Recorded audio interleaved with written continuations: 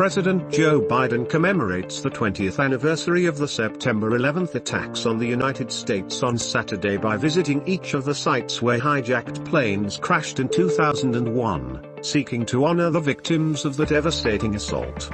On 11th of September 2001, nearly 3,000 people were killed when hijacked commercial jets flew into the Twin Towers, struck the Pentagon and crashed into a Pennsylvania meadow. The 20th anniversary of the attacks, which were carried out by terrorist group Al-Qaeda, falls almost a week after U.S. forces withdrew from Afghanistan, ending the war on terror started by the then U.S. President George W. Bush shortly after the terrorist attacks. Khalid Sheik Mohammed, the alleged mastermind of the September 11th attacks, along with 4 co-defendants, appeared in a military courtroom at Guantanamo Bay this week for the first time the virus pandemic began. Mohammed's legal team would be filing a series of motions designed to challenge the legitimacy of the military commissions and bring to light the CIA's torture of Mohammed and other detainees. Families of the victims of the September 11th attacks who are suing the government of Saudi Arabia in a United States federal court in New York are expecting the U.S. government to imminently release a key FBI report. The 16-page report is an FBI summary and analysis of the agency's long-running investigation into the activities of 2 of the September 11th hijackers, Saudi nationals, Khalid al-Maida and Nawaf al-Hazmi. The Taliban, who recently announced an interim government after taking control of Afghanistan, have cancelled the inauguration ceremony, according to a member of the Taliban's Cultural Commission. He did not specify a future date for the event. The United Nations has warned that Afghanistan is at risk of total breakdown if the international community does not find a way to keep money flowing into Afghanistan despite concerns over the Taliban government.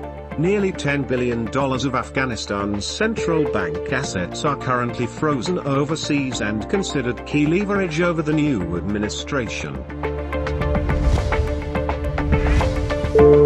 Israeli fighter jets have hit Hamas sites in Gaza in response to rocket firing towards Israel on Friday evening, an Israeli army spokesman said. There were no immediate reports of casualties in the attack. At least 20 people have been killed in fighting between militias and Myanmar's security forces, according to Myanmar media. The latest violence comes as activists and anti-military forces urged the international community to take action, saying the lack of any meaningful outside intervention has led to the armed resistance.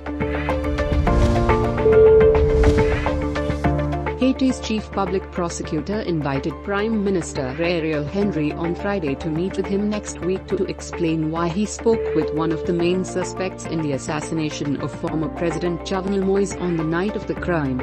The hearing at the Court of First Instance of Port-au-Prince would take place at 10 a.m. on Tuesday. Israeli police captured in the early hours of Saturday 2 more Palestinians who escaped from a maximum security prison earlier this week, bringing to 4 the number of prisoners recaptured. More Palestinians remain at large. Russia and Belarus have launched massive military drills near NATO's member countries amid soaring tension with West. Their ZAPAD 2021 week-long military exercises involved 80 planes and helicopters, 290 tanks, 240 artillery pieces, multiple rocket launchers, mortars and as well as 15 ships. Hurricane Olaf slipped back to tropical storm force after slamming into the Los Cabos resorts at the tip of Mexico's Baja California peninsula with torrential rains. The storm came ashore near San Jose del Cabo late as a Category 2 hurricane, according to the U.S. National Hurricane Center. Hundreds of residents spent the night in shelters and some 20,000 tourists hunkered down in their hotel rooms. The The 73rd death anniversary of father of the nation Kuwaiti Azam Mohammed Ali Jinnah is being observed today across Pakistan with solemnity and reverence. Special ceremony of Quran Qawani and Fatiha is held at the Mausoleum of Kuwaiti Azam in Karachi today. People from different walks of life visit the mausoleum to lay floral wreath on his grave.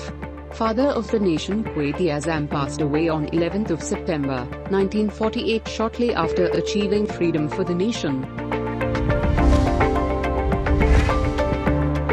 Pakistan's nuclear scientist Dr. Abdul Qadir Khans' health is improving gradually, sources in his family told. They said he fell ill, but is feeling better now. Dr. Abdul Qadir was shifted to a hospital's coronavirus ward a few days ago due to his critical condition. The opposition's Pakistan Democratic Movement announced a boycott of the joint parliamentary session to next week. The announcement followed a meeting of the PDM steering committee. The JUIF leader said that the PDM has decided first off to issue a white paper against the government. In a major relief, Federal Board of Revenue of Pakistan has granted a one-time opportunity to those people who have paid their tax under the Assets Declaration Ordinance 2019 but could not file their declarations due to any reason.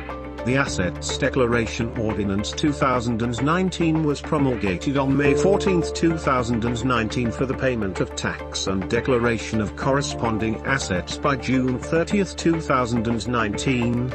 Earlier, the due date was extended till July 3, 2019. Instant messaging platform WhatsApp has announced it will roll out end-to-end encrypted backups for iCloud and Google Drive. The instant messaging platform said users can now make sure that their bestie's voice messages and mum's secret recipe will be safely stored in a place only they can access.